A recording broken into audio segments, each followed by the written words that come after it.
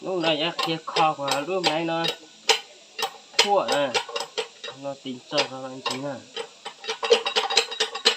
nó này nhá lấy sổ non tí này xay thì mình chả này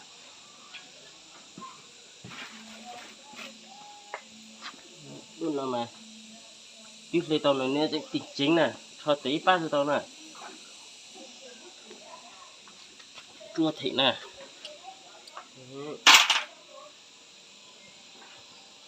thì sẽ sậu con nó mà bạn kia này khỏi sậu này thọ tí ba giờ đó thằng nó to này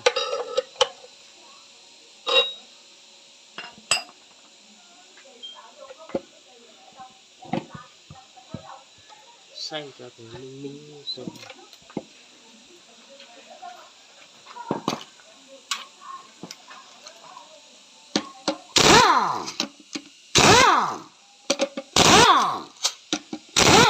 lấy máy nó lên đá lên tí nó thì lấy thì lấy chứ cho nó máy cái khinh của này cái tinh cái khinh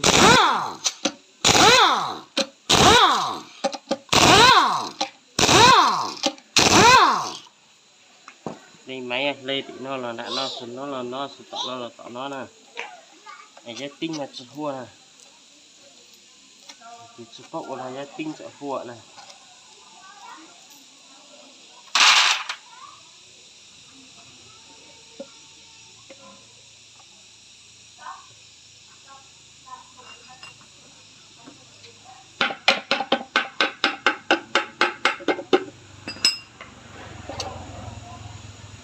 cái này thì chỉ là họ muốn đưa quẹt đi nè cũng muốn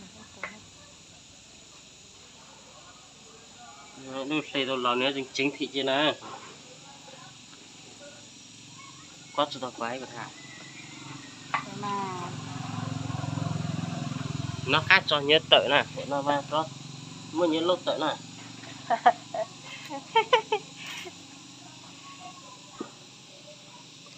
nhớ chiếc khu nè ta nhìn tí bùa nè ta cho nên như nó chỉ hết trồng này dụng nè lúc mấy nó dụng đông chỉ như nó tàu nè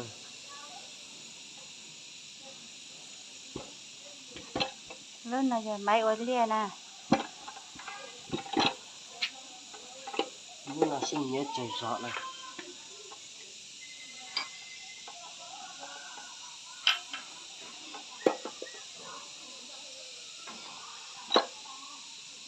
đi ta đi tìm tới kìa dùng tay quay không được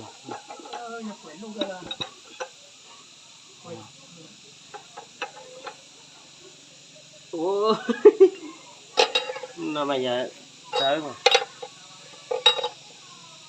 như cua lại mà như chết tới đâu lúc này mà của vì giặc kia chú ít của thì chơi khó là sách với vì giặc ta sẽ chơi khó này bây giờ vì giặc ít nông bây giờ ở lúc bây giờ chán nhau là tùng đi nó có mà thiên đây này nhau dọc thu nó có mà thiên đây này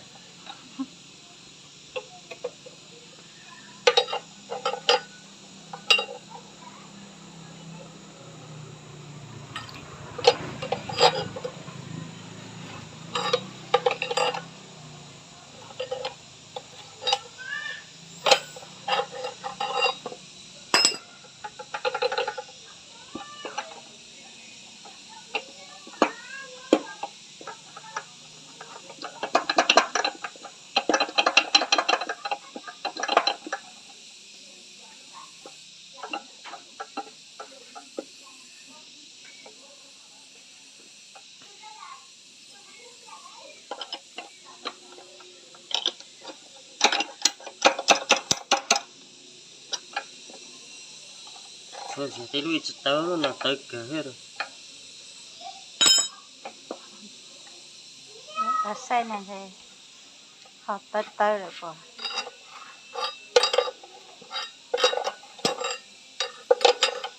nhiều cái nhiều tới của con mà khôi mà tổ lại nhá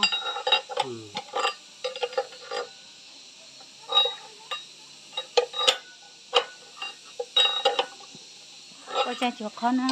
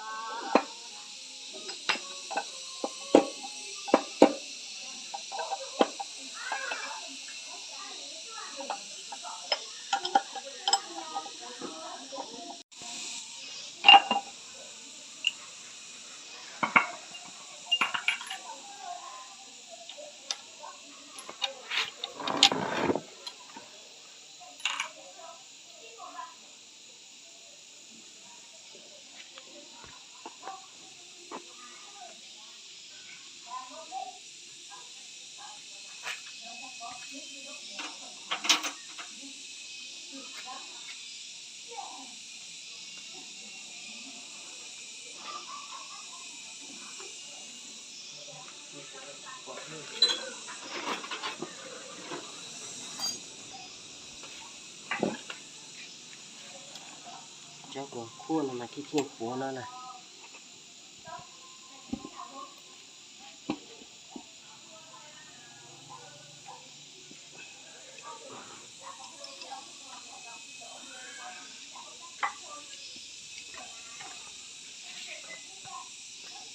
Nó xay tụi nó xay một cái khuôn rồi.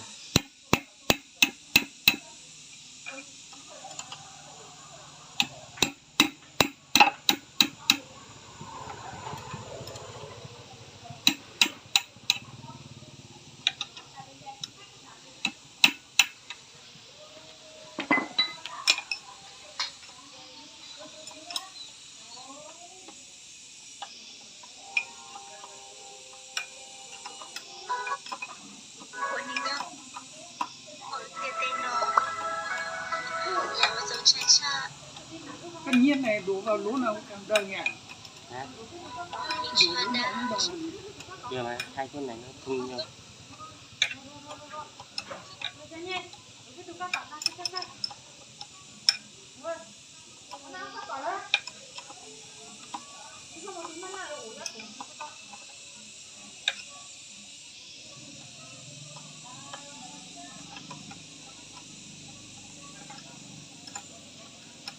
Thì nó xay ra của bàn bình này. Đây luôn tại vì cái lúc của bàn bình này rất sẽ nó này.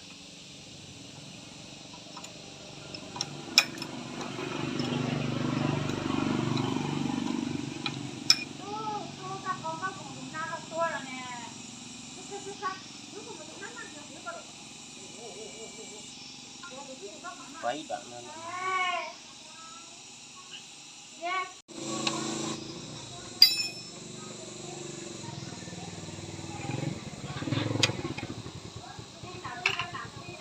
Đây có xe ba bánh thuê không nhỉ? Chắc là không có rồi. Có ông Vàng có thôi. Ông Vàng chứ nó buồn phá nó. Đèo chủ đó đi. À thế à. Không cái đấy. Nhưng nó buồn phá nó.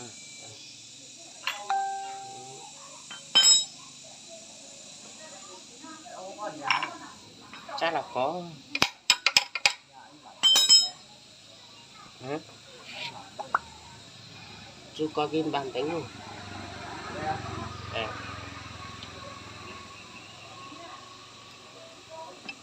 Xe không kế xử xe với không sửa nhỉ? Vả lắm. Không sửa nữa sao?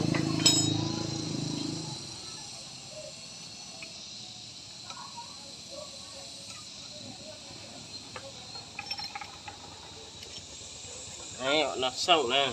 Nó trong đó đây thật là tua chứ bây giờ Sâu nữa nè. nó bữa là thật cho lúc chua món xa nè, chua món xa nè.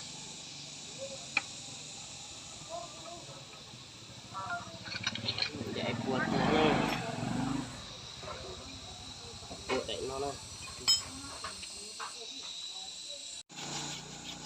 Chứ mà nó ít tuổi mà nhau nó tàu này chỉ tàu nó mà có chỉ tàu đấy là phải không có ít phải chia tàn trọ này Tại bên nó giỏi chả nó.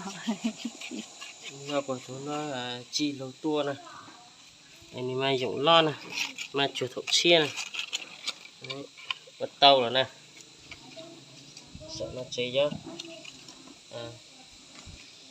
cho đi sai này chi lâu nó tàu này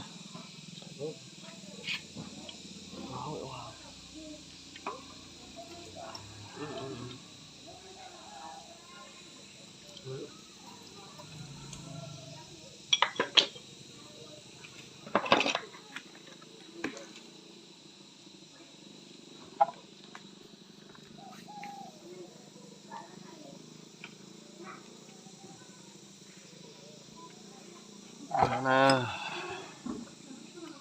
mình chỉ dùng nè đây tao cho vào quật thật tự cho quật thật tự sẽ lúc này sẽ tìm bí nè mình có khăn chỉ dùng nè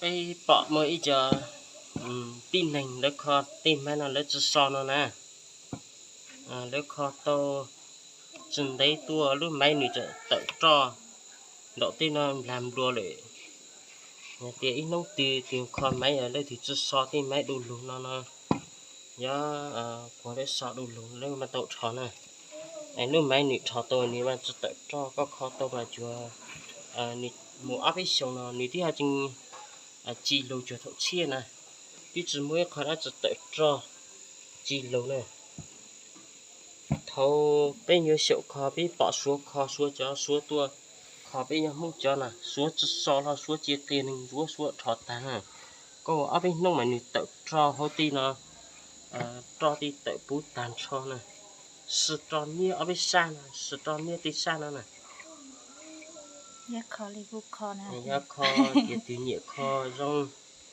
nhớ cho tôi cũng kho nè hết kho sai nè nó kho tí bìa xuống tàu nè